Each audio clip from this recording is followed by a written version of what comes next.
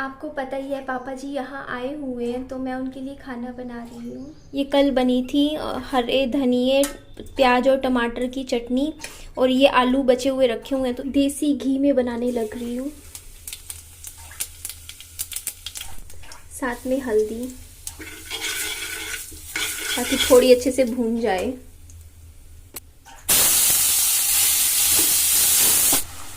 थोड़ा सा नमक, धनिया पाउडर, पनीर मसाला। मसाला अच्छे से भून गया है, अब इसमें ऐड कर देते हैं आलू।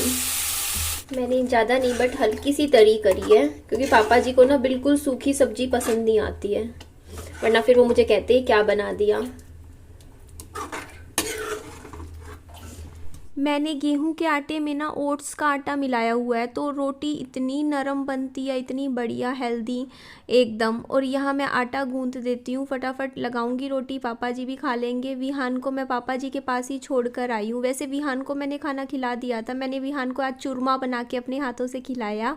वीडियो नहीं लिया मैंने, नमकीन चूरमा था, मीठा चूरमा तो मैंने नहीं खिलाती। बाकी मीठा चूरमा कितना टेस्टी होता है ना, मैं तो खाती नहीं हूँ आजकल, बट फिर बाबू के लिए मैंने नमकीन वाला बनाया था। आटा गूंद के तैयार हो गया, इसे मैं छोड़ नहीं सकती 15 मिनट के लिए, क्योंकि पापा जी को लग रही होगी भूख, उनके लिए पहले मैं खाना बनाऊंगी।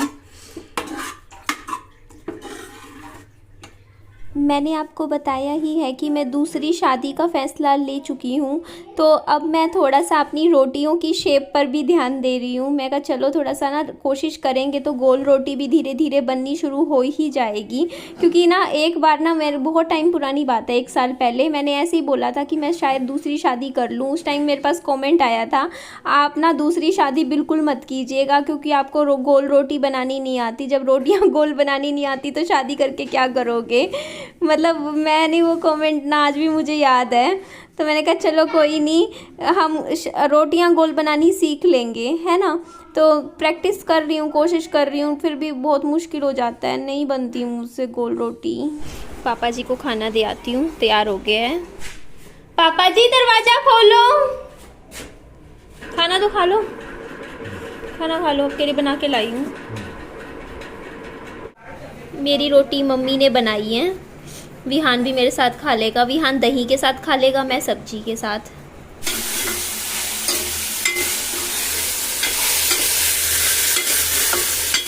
विहान ने मेरे साथ खाना नहीं खाया, बट मम्मा बना के गए हैं बाबू के लिए स्पेशली नूडल्स। इतनी तेज नींद आने लग रही है अभी इस टाइम। मेरे पास 2 चॉइसेस है, या तो मैं नहा लूँ, नहाने के बाद नींद भाग जाएगी, मेरी आंखें अपने आप बंद हो रही हैं, या मैं आधा घंटा सो जाऊँ। दोनों में से क्या बेटर है। मैंने सोचा पहले तो मैं जूस बना के पीऊँगी ना, तो कहते हैं थोड़ा ठंडा ठंडा जूस जाएगा तो नींद भाग जाएगी, क्योंकि मुझे करना है, अभी बहुत सारा मेरा काम पड़ा है।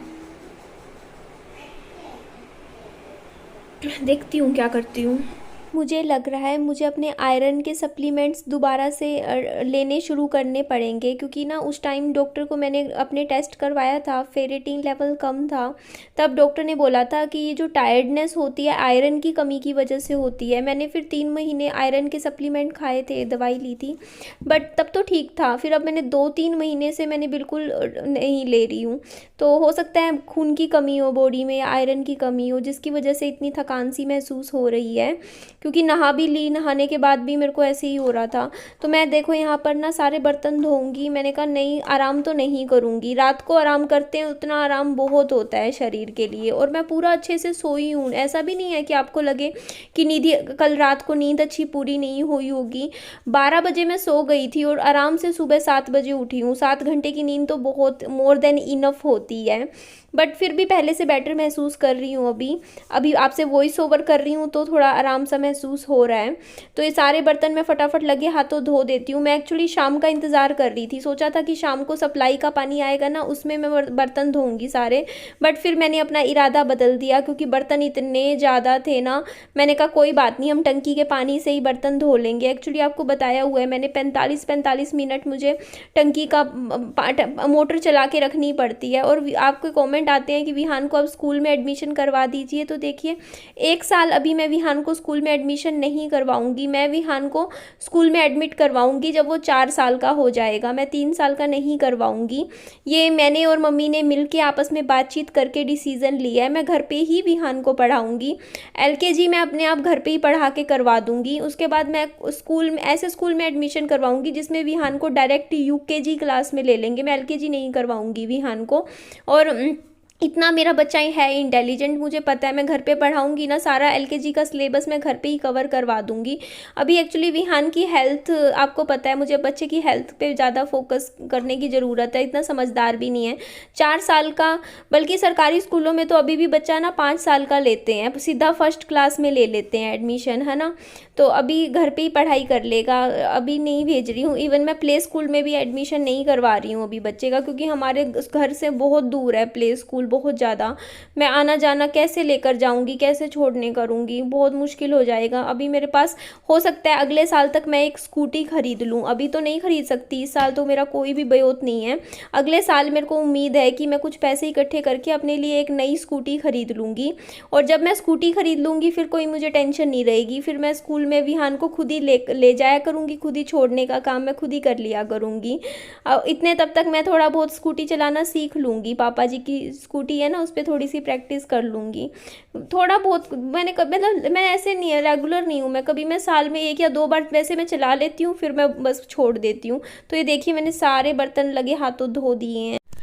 कॉन्ग्रेचुलेशंस, मुझे ये बात सुन के बहुत ज़्यादा खुशी मिली कि आपने भी ये घर खरीद लिया है। हाँ जी, तो मैं अपनी ऑडियंस को बताना चाहूँगी कि अभी तक मुझे इतनी थकान हो रही थी, मैं ऐसे हो रखी थी।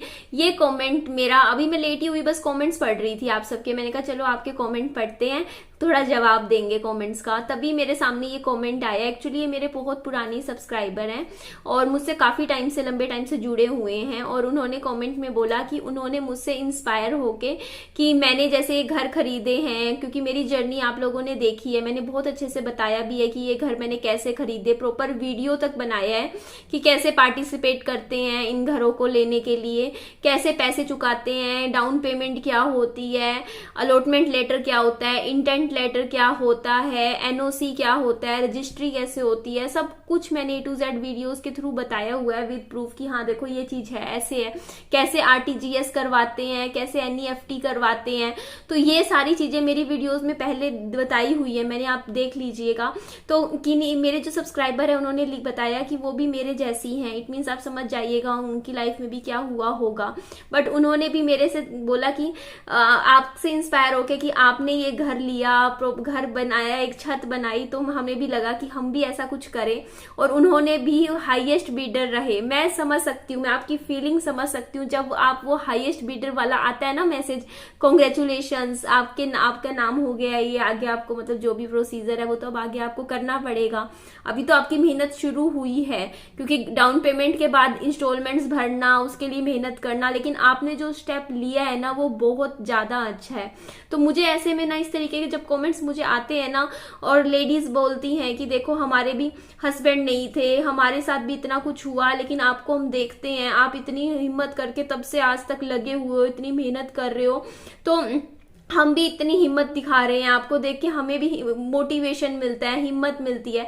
तो मुझे बहुत ज़्यादा दिल से खुशी होती है कि चलो अगर हजारों लोग वीडियो देखते हैं, उनमें से अगर कुछ लोग भी इंस्पायर होके कुछ कर सके, मेरी वीडियोस देख के अपने अंदर हिम्मत ला सके, तो इससे ज़्यादा खुशी की बात मेरे लिए क्या होगी। तो मुझे बहुत अच्छा लगा, दिल से मैं कॉन्ग्रेचुलेशंस बोलती हूँ। और बोलती हूँ जो लेना चाहे, मुझे कुछ जिसके मन में आ गई ना, जिसने ठान लिया कि नहीं हमें तो घर खरीदना है, हमें तो अपनी छत बनानी है, वो बना लेगा। ये मैटर नहीं करता कि आप 40 की उम्र में ही घर बनाओगे या 50 साल की उम्र में घर बनाओगे, ऐसा कुछ भी नहीं होता। आजकल तो 25-25 साल के लड़के लड़की है ना, वो तक घर खरीदने लग रहे हैं। मतलब आप खुद सोचो, वो भी अपनी इनकम के ऊपर। ऐसे मतलब लोग प्रोफेशंस में जुड़े हुए हैं, इतनी मेहनत कर रहे हैं। वो टाइम चला गया, वो टाइम गया जब ना मतलब सुनने में आता था कि घर जो है 45 साल की उम्र में बनते हैं, 50 साल की उम्र में बनते हैं, है ना। आजकल तो यंग 30-30 साल के लोग घर बना के बैठे हैं, बहुत जल्दी घर बना लेते हैं, क्योंकि आजकल लोग है, बहुत फास्ट है आजकल का जमाना, बहुत फास्ट है, ये चीज मैं मानती हूँ, है ना। और ये सब सिर्फ एक माइंडसेट होता है, सिर्फ माइंडसेट है। अगर आज आप मेरी वीडियो देख रहे हो और मैं आज बोल रही हूँ, अगर आपने एक मन में ये चीज ठान ली ना कि अगले 2 साल में आप अपने खुद के घर में बैठोगे, चलो आज आप लोग मेरे साथ प्रॉमिस करो ये चीज, कमेंट में लिखना जरूर, ठीक है। लिखना, एक पावर मिलेगी आपको अंदर से, आएगा कि हाँ आप करोगे, ठीक है। कमेंट करना, उसमें ये लिखो, आपके पास अगर खुद का घर है तो वेल एंड गुड है, नहीं है तो आप लिखो कमेंट में कि आज ये तारीख है और 2 साल बाद इसी तारीख पे हम अपने खुद के घर में बैठे होंगे, हम अपना घर बना लेंगे 2 साल के अंदर अंदर, 100% बन जाएगा आपका घर। और इस बात को कभी भूलना मत, अपने दिमाग में छाप लो, होता है ना, लिख रिटन में ले लो कि नहीं 2 साल के अंदर ही घर में बैठना है, खुद के ही बैठना है, किराए से निकलना है, निकल जाओगे पक्का। क्यों? क्योंकि सब कुछ माइंडसेट है और कुछ भी नहीं है, जिंदगी ही एक माइंडसेट है। इतना मुझे अपनी लाइफ एक्सपीरियंस से समझ आ गया। अभी देखो, लग रहा है कहीं से थकी हुई हूँ, मुंह से जब निकला ना ये शब्द कि मैं बहुत एनर्जेटिक फील कर रही हूँ, उसी वक्त सारी थकान निकल गई, है ना। और जब मैं बोल रही थी ना, अभी वॉइस ओवर कर रही थी, उस टाइम मैं थकी हुई हूँ, मैं ऐसी है, मैं ऐसी, आवाज देखो कैसी हो रही थी मेरी, है ना। तो ये होता है एक माइंडसेट, जब आप खुद से कहने लग जाते हो ना, नहीं आप कर लोगे, नहीं ये हो जाएगा, अरे करके दिखाएंगे, हो जाएगा, डेफिनेटली हो जाएगा। क्यों?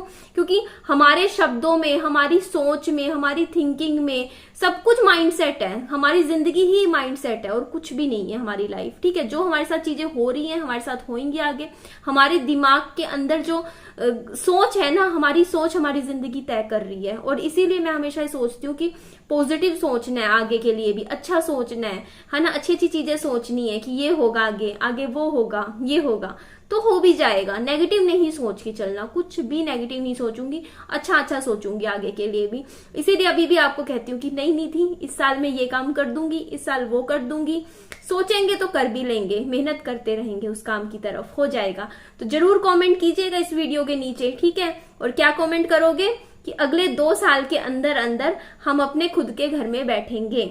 फिर आना 2 साल बाद मेरी वीडियो में और बताना कमेंट करके इस तारीख पे हमने एक प्रॉमिस किया था, वो पूरा किया या नहीं, ठीक है जी। चलिए इस वीडियो को मैं ही एंड कर देती हूँ। मेरी वीडियो अच्छी लगे लाइक कीजिएगा, चैनल को सब्सक्राइब और दोस्तों में, फ्रेंड्स में शेयर कीजिएगा। अपना खूब सारा ध्यान भी रखिएगा। Bye bye, take care.